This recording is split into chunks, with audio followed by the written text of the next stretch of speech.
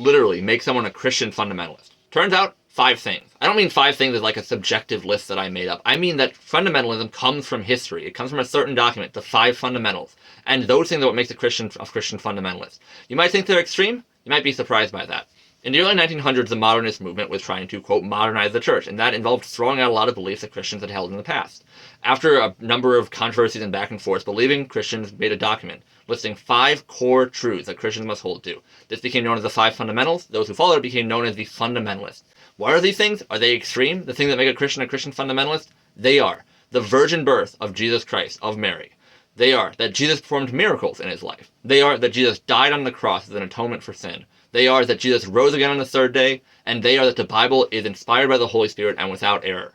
These were the fundamentals, and yet they are fundamental. We have this idea of fundamentals as sometimes extremism, where like dancing is banned and you go to hell if you listen to a secular song. But actual historic fundamentalism is about fundamentals. And I can barely imagine denying these basic doctrinal positions and just calling myself a Christian today.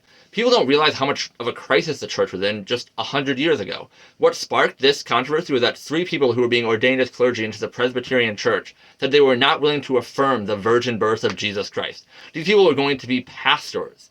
This movement, this fundamentalist movement against this, was one that was holding to the core doctrines of the Christian faith.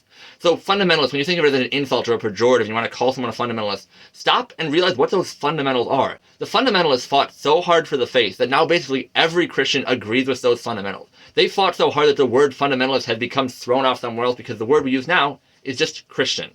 Remember the next time you want to call someone a fundamentalist in an insulting way, whether or not you apply the term to yourself and choose to do that, remember that the fundamentals that fundamentalism is about are the core tenets of our faith, and they're worth holding on to.